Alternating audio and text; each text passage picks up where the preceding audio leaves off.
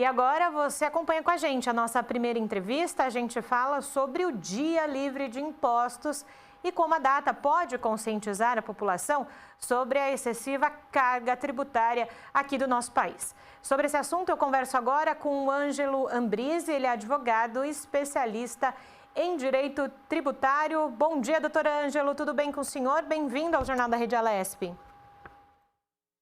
Bom dia, Julie. Tudo bem com você? Muito obrigado. Tudo em ordem, dentro dos conformes, não é, doutor? Nós já falamos aqui, abrindo essa entrevista, justamente sobre a carga tributária aqui no país. Eu quero começar essa entrevista justamente falando, e para que o senhor conte para quem está em casa de um modo reduzido, por que a carga tributária no nosso país é tão alta? A carga tributária ela é alta porque ela incide em vários, o que a gente chama de fatos geradores, né? Ela incide sobre o consumo, ela incide sobre a renda, sobre a propriedade, sobre a importação, sobre folha de pagamento, enfim. A carga tributária ela tem um percentual bastante elevado porque ela praticamente traz dinheiro do contribuinte para o fisco, tanto estadual, federal como municipal, de vários segmentos. Então, ela tributa vários fatos econômicos relevantes, como eu disse. O consumo, a industrialização, folha de pagamento, importação, propriedade, enfim.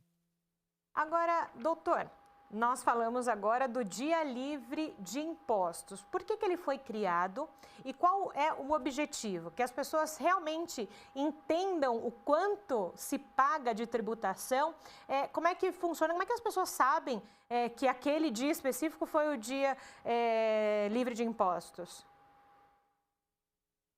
O Dia Livre de Impostos ele foi criado por uma iniciativa da Confederação Nacional dos Dirigentes Lojistas, né, a CNDC, e ela acontece já há 15 anos. Nós temos a 15ª edição, que aconteceu no dia 27 do mês passado, e a finalidade principal desse dia é conscientizar a população do tamanho da carga tributária. E eles fizeram isso de um modo bastante inteligente, que é o seguinte: como funciona? Qual é a dinâmica? Uma empresa se cadastra no site Dia Livre de Impostos e oferece os seus produtos como se ele não fosse tributado.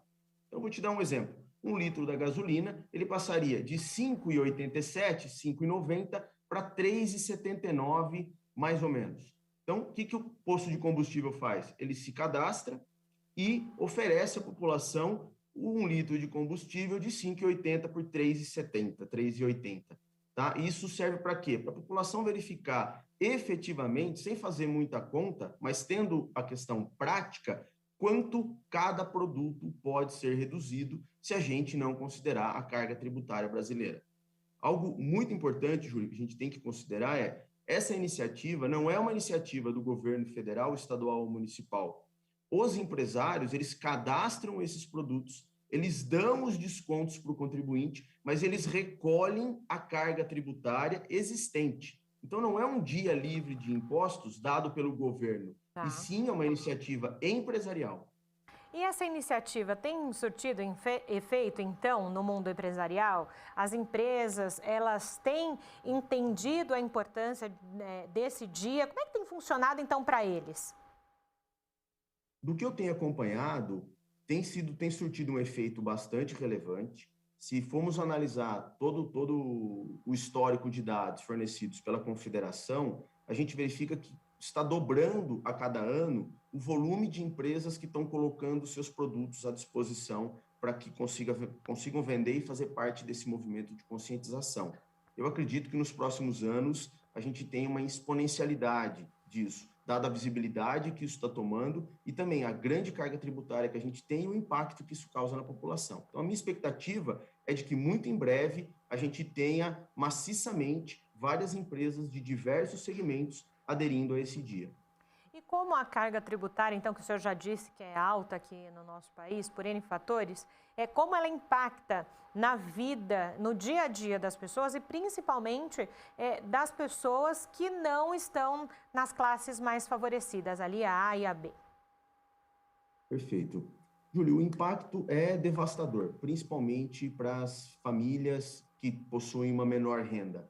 Principalmente porque elas acabam pagando indiretamente, não diretamente, todos os impostos na compra de produtos básicos, como, por exemplo, cesta básica, alimentos em geral, produtos de consumo, como televisão, veículos, motos. Então, para essas empresas, para essas pessoas, o impacto é devastador, porque se a gente for analisar uma carga tributária de 31%, que foi a média do ano passado, imagino que essas pessoas deixam de comprar como saúde, medicação, educação, pagando esse volume avassalador de impostos. Então, realmente, quem sofre é a população de baixa renda e, consequentemente, a gente tem um movimento menor de economia dessas pessoas em aquisição de bens e serviços, por conta que existem valores limitados para fazer compra, o salário é baixo. Me imagino, doutor, aqui pensando com a sua resposta, eu imagino que não será algo que se mude no país a curto prazo. Se fala muito em reforma tributária, em revisão desses tributos aqui no país, mas eu imagino, que sou leiga nesse assunto, que isso demore mais de décadas. E o senhor acabou de falar que impacta justamente naquelas pessoas que mais precisam ou que mais dificuldade têm em adquirir os seus bens. Como é que fecha a conta? No estado que nós estamos, não fecha a conta, né? O que nós precisamos, efetivamente, é ter uma carga tributária integral. O que isso significa? Uma reforma tributária integral. Isso quer dizer, nós precisamos mudar a forma como nós tributamos no nosso país. Diminuir o volume de impostos nos fatos econômicos, como eu mencionei, então diminuir o imposto sobre a industrialização, sobre a folha de pagamento, enfim. Não adianta, como a gente vem nos últimos 20, 30 anos, tendo uma colcha de retalho de reforma tributária. Uma hora se reforma determinado setor, outra hora determinado imposto. O que nós precisamos é um novo sistema tributário, menos burocrático e que tribute efetivamente poucos fatos econômicos, e para isso nós precisamos, consequentemente, uma redução do tamanho do nosso Estado. Porque se a carga tributária é desse tamanho, é porque nós temos um Estado que precisa desse nível de arrecadação para pagar suas contas, né? Então, nós precisamos reduzir, e com a reforma tributária vem a reforma administrativa, uma está atrelada à outra, eu arrecado menos, mas eu também preciso gastar menos. No entanto, nós não precisamos esperar 10 anos. Com vontade política, nós conseguimos fazer uma reforma tributária integral que busca os anseios da sociedade, principalmente aquelas pessoas que têm mais necessidade de obter bens e serviços em razão do seu pequeno faturamento, se tratando de empresas, ou então das pessoas físicas que vivem de um salário mínimo, 2 até 3 salários. E aí, doutora, a gente esbarra numa outra questão, né? Também a questão em como o nosso país se posiciona diante do mundo. Não é? Eu não gosto muito dessas comparações, de tentar comparar nossa carga tributária com de outros países, como o senhor bem disse, né? Os outros países também têm um outro tipo de arrecadação, têm outro tipo de gasto e afins. Mas pensando na posição do Brasil com o restante do mundo, no sentido de muitas pessoas falam e que moram em outros países conseguem ver a volta dessas arrecadações, né? A volta dessa tributação em serviços de educação e principalmente de saúde, isso falando fora do país. Por que aqui no Brasil a gente não fica tão claro esses benefícios que deveriam voltar para a gente? Na minha opinião, os benefícios não são claros porque eles não existem, né? A gente tem uma defasagem ou uma ineficiência do tamanho do órgão público, e não é fazendo uma crítica a partido político, longe disso, é uma estrutura que vem de 1988 para cá, né, com a nova Constituição Federal. Então, nós temos uma ineficiência na arrecadação e na efetividade dos serviços públicos. Então, se a gente comparar o nível de arrecadação que o Brasil possui próximo a outros países que arrecadam 30%, 35% do PIB, o retorno, ou seja, a eficiência tributária é muito maior. O que isso quer dizer? A cada R$1 de imposto, retorna para a população, por exemplo, 30, 40, 50 centavos de serviço público. No Brasil, a gente não tem esse percentual. Então, se arrecada R$1 e volta para a população poucos centavos. Então, a ineficiência do Estado em si, e aí são N fatores que nem daria para a gente falar nos próximos minutos, essa ineficiência é que traz essa sensação e realidade de não ter o retorno da carga tributária. Então, eu pago R$1 de imposto e levo para casa R$5 ou 5 centavos de benefício desse R$1 que eu paguei. 95 centavos é a ineficiência do governo. Poderia ser 20 centavos, 30 centavos, só estou dando exemplo hipotético, né? A matemática o ideal seria, a cada R$1 que eu entrego, eu deveria ter muito próximo de R$1 de serviço. A ineficiência do governo, do Estado, da nossa máquina e do nosso sistema administrativo é que causa essa discrepância. Contribuo com R$1, levo para casa 10 centavos. E nesse aspecto, doutor, o senhor imagina que em algum momento da nossa história a gente vai conseguir ter um equilíbrio? Ou, infelizmente, a gente pode melhorar um pouco, mas esse equilíbrio vai ser difícil?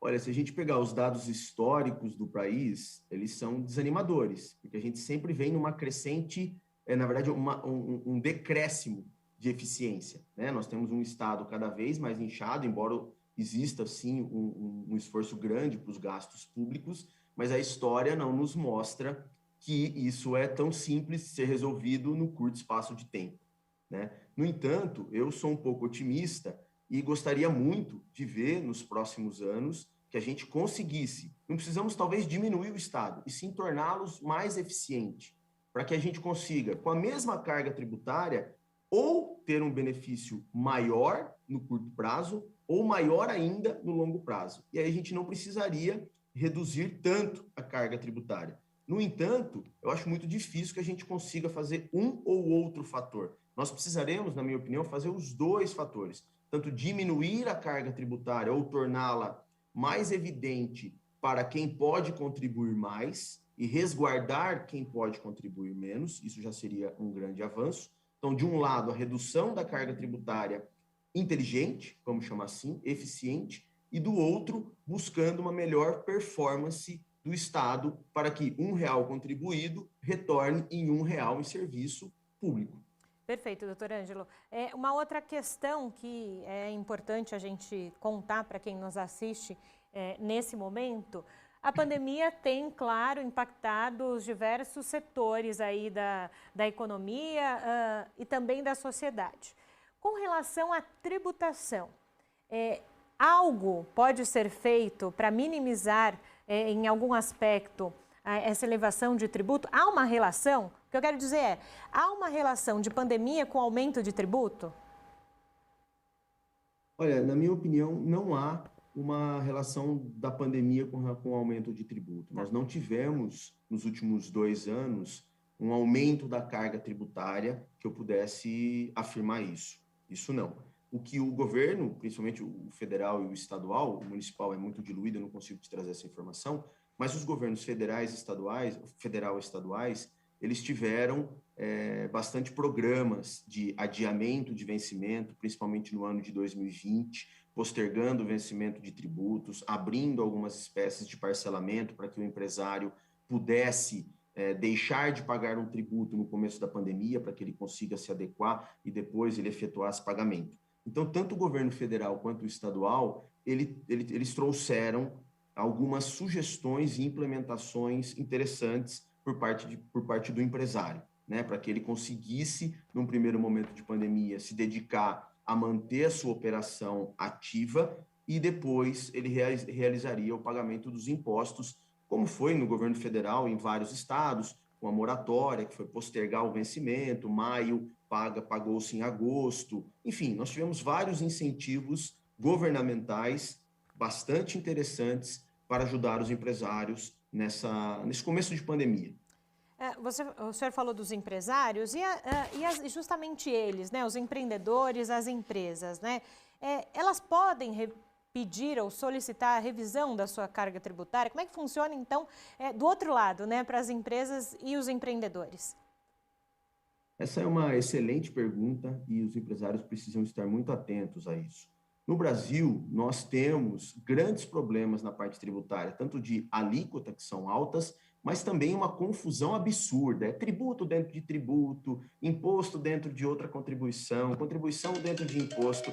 É um absurdo tudo aquilo que a gente tem dentro do nosso país. Então, sim, é possível que praticamente todas as empresas analisem a sua carga tributária de forma individual para que ela consiga, ou através de pedidos administrativos, ou através de ações judiciais, requerer a redução da sua carga tributária.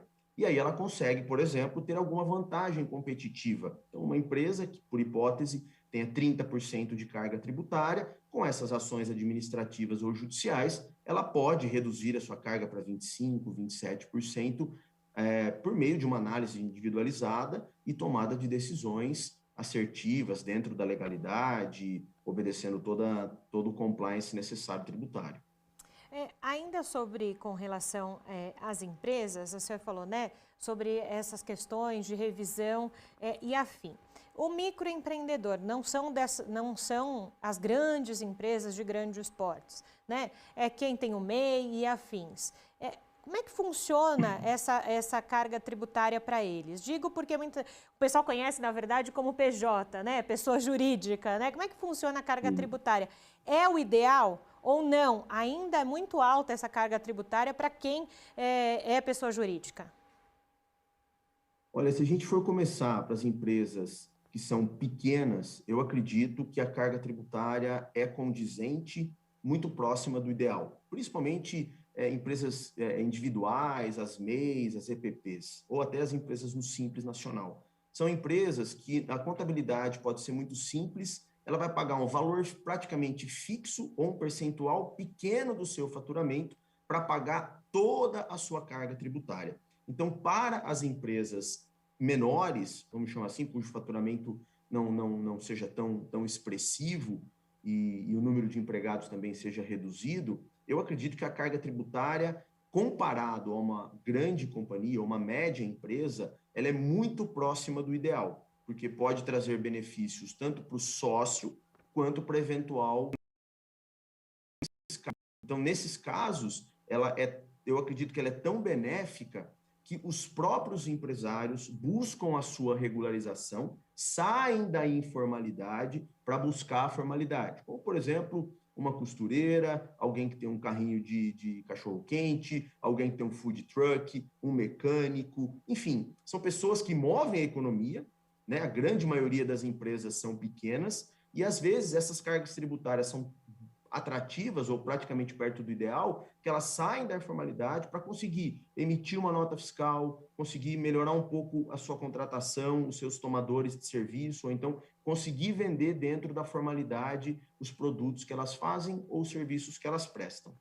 Agora, doutor, estava lendo aqui, são 153 dias no ano só para pagar imposto, 5 meses. Não é para a gente encerrar a nossa entrevista. Para as pessoas que estão em casa, que ficam sempre desanimadas com essa informação, o que o senhor pode dizer a longo prazo? Depois que essa pandemia passar, que a economia voltar a girar, vai ficar menos pesado? Essa é uma pergunta de $1 milhão, né? É uma pergunta muito difícil de ser assertivo nela. Mas eu sou um esperançoso.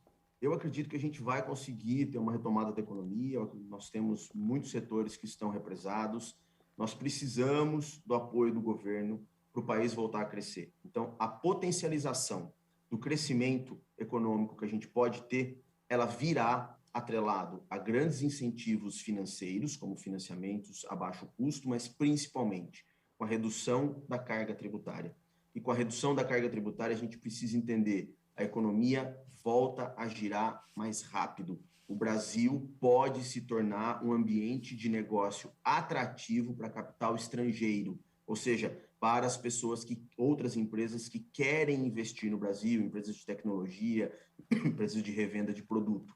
Então, nós precisamos atrelar a retomada da economia, onde a população aparentemente está ávida pelo consumo, porque estamos 2 meses praticamente represados, sem viajar, sem poder comprar alguns produtos que a gente gostaria. Então, nós precisamos atrelar esse potencial de compra a um bom incentivo para o empresário de redução de carga tributária e também dinheiro na economia barato para que financie o empresário a ter o crescimento necessário. E é muito importante que, da mesma forma que o pequeno empresário precisa estar atento a se formalizar, a tentar crescer dentro da legalidade, nós precisamos ter os olhos voltados também para as empresas médias e grandes. Então, a redução da carga tributária ela é muito mais robusta e com maiores oportunidades nas empresas que são maiores, porque elas têm uma carga tributária mais complexa. Então, é um dos meios do empresário ter uma vantagem competitiva, buscar a redução da carga tributária